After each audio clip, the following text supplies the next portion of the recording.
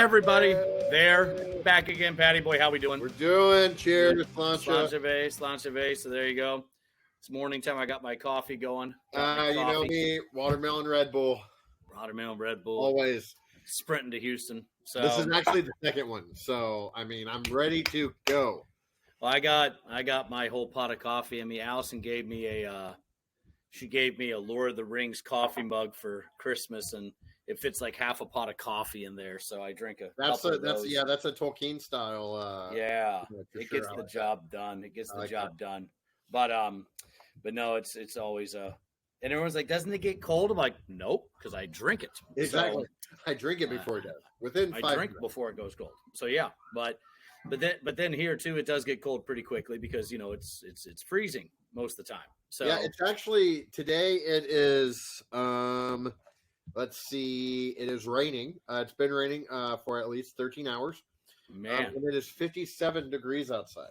That's not bad. It's 20 something here. Yeah, it got down to 21 last week, which was pretty cold. I tell you, yep. It was negative. I think the coldest we had last week was negative. It felt like negative 20 something. So it's like that scene from Cool Runnings, when they walk out and it says Calgary, like negative 25. Yep. What you smoking? I'm not smoking. I'm breathing. Oh man, I love it. Yeah, I saw some video footage of some friends visiting you and doing some cool runnings. I like that. Yep, it was fun times. We had to watch it because we were going to do it. And the kid's like, "What are you saying?" I'm like, "Go back inside right now, you dweebs." So we're gonna sit down and watch this. I think when Amanda and I have kids, like they're going to be raised on a diet of cool runnings and heavyweights. Oh yeah, heavyweights is a given. It's like Allison's like, what should our family? She has this board, and it's like it has weekly things like the what's the upcoming Sunday text, what is a hymn of the week, and then it says family motto. And I said, never put Twinkies on your pizza. And she's like, that can't be our family motto. I said, why not? Why can't that be our family motto? For every week. For every week. Don't put Twinkies on your pizza. And people will be like, what's that from? Like, let me show you. So one of the top 10 greatest movies of all time. It's not a high quality movie. It's not like Heavyweights is like, oh my gosh, the cinematography or there's no big name. I mean, Ben Stiller's a big name now, but back then he wasn't a huge name. It's just a good 90s movie. Yeah. It's a perfect 90s movie. Kids can watch it. It gives you so many good lines, I mean, so many good, just, skinny winners. Skinny wieners? What? Don't cancel us. It's like, what's your name? Seymour Butts. What? Seymour Butts. Oh man. I think I know what I'm going to watch while I work today. I mean, yes, exactly. It's a comfort movie, man. I know what I'm going to watch while I work today. You put it back. Maybe that should be a show coming up. Your top 5 comfort movies. The movies you just put I like on. That. It's like you watch them, and it's like this. I can have this on in the background. I know every line. Just settles me down. All right, I'm sending you that right now. That's going to be our next fun conversation. I think that has to be the next one conversation. So. But no, you had the games this weekend, man. I know. Well, I love every Texan that started rooting for the Texans all of a sudden. Like I talked to all these people that never followed the Houston Texans. They're Astros fans or they're Rockets fans. Oh, yeah. They don't follow the Texans. They follow A&M. And they're like, oh, my God, we're going to win. We're going to win. No, you're not. You're playing the Ravens. You're not going to win. You guys lived in Houston. I mean, I personally, I support one Houston sports team. I'm not an Astros fan. Go Rangers, World Series champion. Yep, we know that. Yep. I'm a Cowboys fan. I don't want to talk about it. Yep. Lose to the Packers. Yeah, right. Anyway, that was a great game. But, I mean, no one really likes Houston sports. Like, to the point where you don't have Texans fans that are like Bills fans. You know what I mean? No, you don't have Texans fans like, you take like Chicago Cubs. That's a faithful fan base that for how many, 108 years or no? How many years was it? I believe 108 years was the dry spell for the World Series, but you still have people going. Yeah. I mean you don't have like tickets every year. Yeah. I mean, San Antonio, you got Spurs fans. Like everyone's a Spurs fan in San Antonio. You don't go to San Antonio and find a Rockets jersey. It just doesn't happen, you know. But you can see Spurs fans in Houston, and no one's going to really get that upset about it. I mean, we follow the Spurs mainly because we just like hearing Jamie say Victor Wembanyama because he gets really angry when he's like Victor Wembanyama. It's like, what, Jamie? Wembanyama. So, is he a point guard, Jamie? No, he's the center. Okay, Jamie, calm down. But no, you had that. Everyone knew the Ravens were going to crush them. Lose. Yeah, I mean, yeah, as a Cowboys I fan, knew it. Watching them lose. Everyone's like, we're watching the game. I'm like, why? They're going to get trounced. And like right after that's when the Ravens woke up and like, oh yeah. After the 10-10, like halftime, like maybe we could start playing. No. Then you had the Pack. The Pack did better than I thought they would against the Niners. So, I think they have a pretty good future with Mr. Love. Yeah, but I'm really hoping for a Chiefs-Lions Super Bowl. Yeah, that's what because that was game one when the Lions beat the Chiefs, first game of the season. So I'm hoping. But the 49ers look dangerous. I mean, they're good, but I mean the Lions. I mean, they did a number on the Bucks. I mean, they barely beat them. Wasn't like a destruction. It was close, yeah. But they look much better. Yeah, Pack shouldn't have been as far as they were. But I mean, the Chiefs and the Bills, that game was pretty sweet. I mean, you had, Travis Kelce and Mahomes, they got the touchdown record now, passing Brady and Gronk, you know. Well, I mean, and I guess those are the types of games that you when you skip church on Sunday to watch football, those are the types of games you want to see, right? I remember one time I had a church member. He, I saw his either father or father-in-law. I can't remember. I didn't see him in church. I'm like, oh, where is he? Oh, he's sick. He's not home today. He's back home. I'm like, oh man. So we, after church that day, we went out to this restaurant and, we walk in, it's a sports bar. And because that's where you take little kids, right? To the sports bar with the short shorts and everything. It wasn't Hooters. It's for the wing. But it's for the wing. But even Hooters, it's like that's become like a family establishment even. But it wasn't Hooters. True. That's true. So we walk in and I see the guy sitting there with all his buddies drinking beer and watching the Texans game. So I went over and I grabbed his shoulders and I said a prayer of thanksgiving that God healed him so quickly. And I said, I'll see you in church next Sunday. And I said, also, it's the Texans. Skip church for that. You're not even going to the game. You're going to a bar to watch the game. I mean, it was ridiculous. So, because remember the Texans, they would always start at like noon was their games.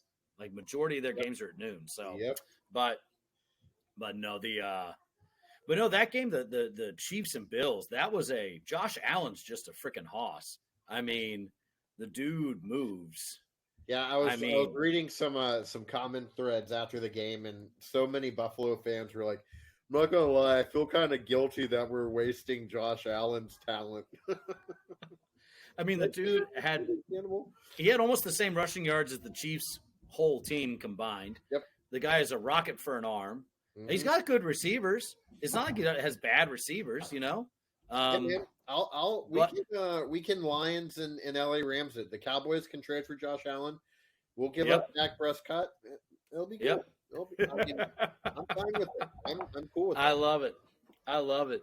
But no, that was a game. But I mean, what everyone's talking about, of course, it's all over my TikTok feed. Besides air fryer recipes, because we had an air fryer and I looked up stuff. So now like half of my TikToks are air fryer things, you know. We have my sister gave us a Ninja air fryer, like the dual one. It's awesome. Man, that thing is awesome. But eat at the same time. Oh yeah, man. Yeah. No, I'm on the carnivore diet. So, no, I'm not. Is the carnivore diet it's Twinkies, I think. Yeah. So, but no, as you can hear my carnivores upstairs running around. Powered by Twinkie. Powered by Twinkie. I'm gonna kill you. Oh gosh. But no, what everyone's talking about on my TikTok at least is the Jason Kelce effect of the Buffalo Bill. I think he's the reason the Chiefs won the game. I mean, if you had that hunk of man cheering you on, the dude sitting there shirtless with a big beanie hat. He always had a beer in his hand. Constantly just like screaming. No one cares about Taylor Swift. I mean, you know, he jumps into the stadium, walks around with people. In a visitor stadium, no less, and he's treated like a king. I wish I had as much confidence as Jason Kelce. Well, that's the funny part. It's like, you look at Jason Kelce. It's right. He was one of the final candidates for sexiest man alive Yep. this year, and everyone's like, "Oh, sexiest man alive." And who did it end up being? Wasn't it like it was Patrick Dempsey, the dude from Grey's Anatomy? Yes, McDreamy. It's like, what? I remember talking to Allison about that. Like, or McSteamy? I never know which one is which. Allison, was he McDreamy or McSteamy?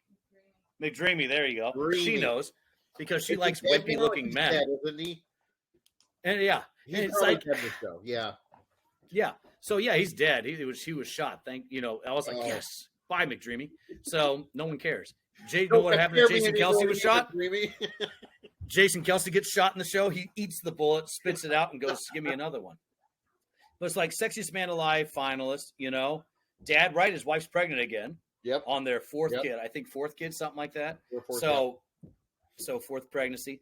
But that's the thing is, you think this wasn't Arrowhead Stadium. He wasn't jumping in as the brother of the tight end, and everyone's like, "Oh yeah, this was the Buffalo Bills." I mean, he tailgated with him, for crying out loud. Yeah. Oh yeah, he tailgated with Bills Mafia, man. Yeah. I mean, he's standing there drinking with him beforehand, and then like half of the pictures, like after the first touchdown, they show Taylor, but then they go to Kelce right away, and then the rest of the game they don't even pan to Taylor at all. They're just showing him every time on the sideline. But yeah, wouldn't it be great to have Jason Kelce's confidence? I know. Well, and I mean, I think it's nice to see. It's nice to see someone who, from my perspective, he's a pretty wholesome guy. He's a family man. And if you watch on the podcast, like, he cares about his family. He doesn't care about the noise. He's doing this for his family. It's a job. He lives a relatively moderate lifestyle. I mean, yeah, he's a multi-millionaire, but he's got millions. He's one of the best centers of all time, one of the best offensive linemen of all time. Actually, I'd say he probably is. I'd say he's better than Saturday was. Yeah, Saturday from the Colts. You know. Oh yeah. I mean, I think he's probably top 3 easily. Yeah. They'll put a statue in front of the eyesore that is Lincoln Financial Field. I have to say that as a Cowboys fan of Jason Kelce, and I think that's one of those things where, in the world nowadays that idolizes these players. I mean, like you said it, like when your kids can know every single player on the roster, right? Every player. Yeah. Every player on it, plus the players on the other team. Yep. We're watching the Lions game. They know them. They know all these. And it's like, and the Christian response is always, oh, look at how filled this stadium is on Sunday and how empty the church is on Sunday. I'm like, well, think about it this way. One, to get a ticket to a game is like expensive. Like It's not cheap to go to a football game. I think we looked into taking Ty to a Chiefs game. And we were looking like, do they play the Bears or do they play well, there's no team in St. Louis anymore, but like, do they play who's the next closest? Green Bay? Maybe Green Bay or like my sister lives in Ohio, like looking at if they play the Browns or the Bengals, So, but like the cheapest ticket we could find was like $300. So I'm like, okay, so you're going to, if we take the whole family, I'm forking out like almost $2,000 just for tickets. When you think when you go on that stadium, I remember when I was the communion coordinator for the National Youth Gathering, I made a joke when we were sitting there at Minute Maid Park. I said, man, this is the prettiest church I've been in a long time. And everyone's like, this isn't. I'm like, but think about it. You look at like these ancient churches in Europe. These are huge structures that they would, the modern equivalent financially would be hundreds of millions, if not billions of dollars to make these. Oh yeah. I mean, you're talking about like World Trade Center level, like construction projects. Like you go to Notre Dame. Yeah. You know what I mean? You go to the Dresden Cathedral. You go to the Berlin Dome. You go to St. Paul's Cathedral in London. You go to, all these places. Yeah. And it's like, well, think about it. That one, you go to the football game. One, you're pre-gaming it. So you're going to even if you don't go to the tailgating, you're doing something to pre-game before you go to the game. You're jacked up. You're getting ready. You dress accordingly. You put on the team's, colors, and then you're going to a place where everyone has the same thing in common. You want your team to win. So everyone's on the same page with each other. And who's the enemy? The opposing team. Mm-hmm. So you have this unity about yourself. And then it's majestic. It's magical. Yeah. It's glorious. You see these people that you only see on TV, and you see them playing in real life. So it's real. It's this real thing. And imagine if your team does win. I mean, it's this euphoria. Yeah. You get the souvenir. You get the drinks. You get the food. I mean, nacho cheese at a gas station, disgusting. Nacho cheese at a stadium that costs $10. Stadium, yeah, caviar. You know, it's like you have all these things happen. Yeah, a hot dog is not that great, but you have it at a stadium. It's amazing. So I get it. I get why. Yeah, it's something really awesome to go to a game. Church is like, and then people are like, well, church isn't meant to be that. Well, why can't it be that? Why can't it be when I hold the body and blood of Christ up? Someone rips off their shirt like Jason Kelce and like screams, yeah. I mean, why not? Well, this is a pious thing. We're in the presence of God. You're in the presence of God all the time, you idiot. You're always in the presence of God. He's everywhere. He's omnipresent. Right.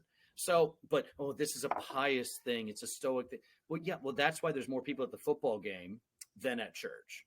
Well, and I think one of the things that's interesting to me is like when we think about this conversation from my perspective, if church and church as a whole, not necessarily our church body or another specific body, but if church as a whole actually was truly about Christ crucified, forgiveness of sins, period.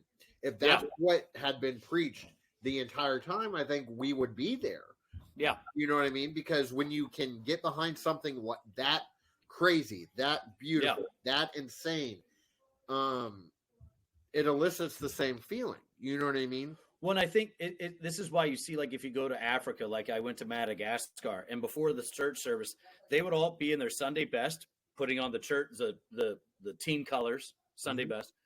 They would then sing hymns leading up to the service. It was just people would randomly start singing. You'd be singing, pre-gaming it, and then you have the service. And like you mentioned, it's all about Christ. So you're all united, and there's an enemy, and guess what? It's not each other. Right. The enemy isn't the other person here at church today. Oh, that's someone to gossip about. You know how lazy it is to have an enemy at church? You're just freaking lazy. I mean, that's so easy to have an enemy. It's like me picking a fight with Killian. You know, like I go up to the almost 2-year-old. He's going to be 2 this week. Go up to him and like kick him in the shin or something. Like, I beat you. It's so easy to gossip about. It's like, that's such a dumb thing to do. Yeah, and I mean, and like you and I have talked about this, I'm guilty of it, where you sit in the pew and you're like, my church rival. And then, but you think about it, like, this is the place where out of every place in the world, all of the cares are cast upon the cross. You know what I mean? That is the only thing for you to care about. Just like when you're sitting in the stadium or sitting on your couch, and I'm watching Jane Daniels drive down the field in purple and gold. You know what I mean? Right. That's all I care about, and that's what we always should care about too. When we're sitting in the pew, is all we should care about. Looking forward to the cross. And who is your Jason Kelce? Is Christ the Lord? I mean, that's who is your Jason Kelce. And what I mean by that is, it's like he's the one saying, like I said it this past Sunday, we did the Transfiguration, and I said, wouldn't it be great? You know, it's about Jesus being glorified, magnificent. Imagine if you greeted your brothers and sisters in Christ by saying, good morning, you magnificent creature. I was going to say, you magnificent bastard, you know, good morning, you glorious looking thing. Good morning, you lovely one.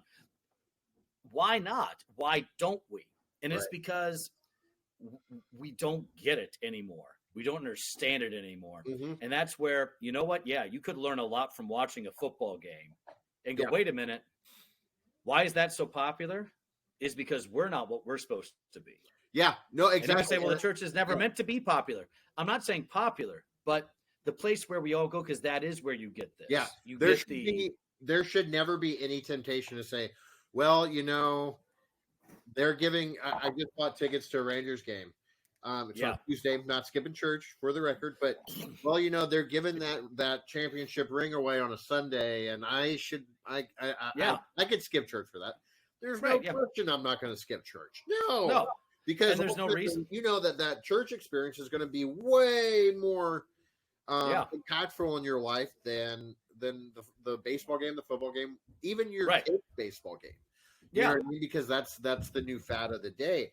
I think one of the big things that's impressed upon me is when we hear so often, like you said earlier, when people say, well, I wish that people cared more about the church, or I wish that they cared as much about church as they did going to this or putting their kids in this, is like, well, I mean, that's what the church is for, is to teach them to care about that.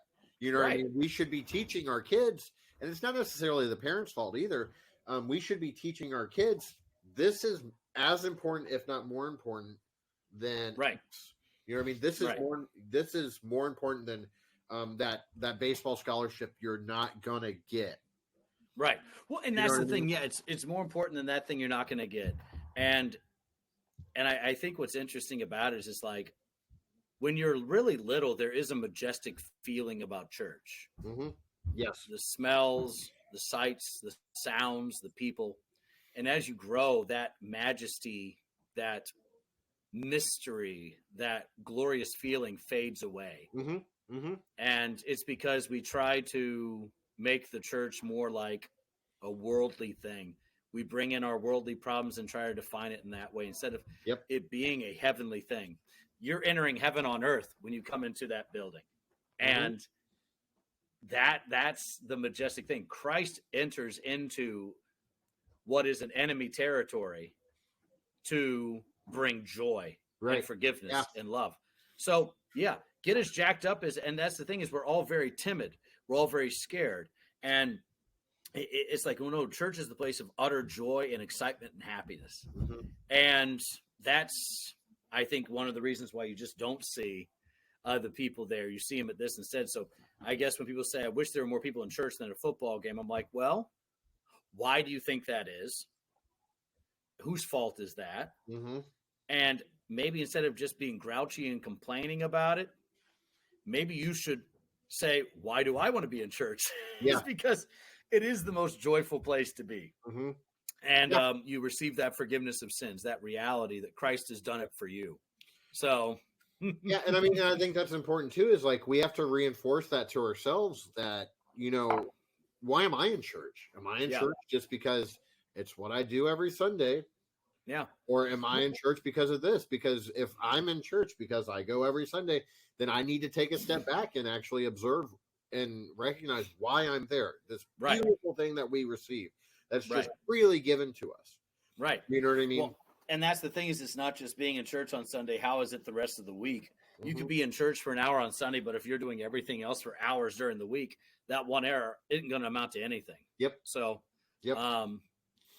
it's like, church is not remember, there's this old Latin saying, ex opera operata, by the mere performance of something one is saved. Just because you walk into the building doesn't mean everything's good. It's faith in it. It's joy in it and all this. So I mean, it's fun times. And like one final thing is, like, you watch SportsCenter all week long. Yeah. Yeah, exactly. Yeah. You know what I mean? Yeah. You're immersed, and I'm guilty of it. Yeah. You know what I mean? I mean, you get immersed in it. You dive into it. You listen to other people's views on it and opinions. Do you spend that amount of time in theology? Yeah. In the word. In hymnody and all these things. So don't get mad at Jason Kelce. See that and go, wait a minute. I know another guy that's like that, even better than that. And he's the one that takes his shirt off and nails himself to a cross for me. Yes. So thanks be to God for that. So what does that then do? I'm now set free to enjoy that football game, to enjoy these things that are part of this earthly pilgrimage, this life here below. And when I see something good, instead of being grumpy about it, I can rejoice in it and say, let's see how Christ is working through this even to a point. So it's fun times. Good stuff. All right. Well, next week, I think we're going to talk about Mr. Jelly Roll a little bit. Yeah, let's talk about something serious next week. Talking about Jelly Roll and his views, not his views, but his fight to try to end fentanyl and all that. So it's good stuff. Well, as always, Patty Boy, thanks for going there and back with me again, baby. Always a pleasure. We'll see you soon, everybody. Adios.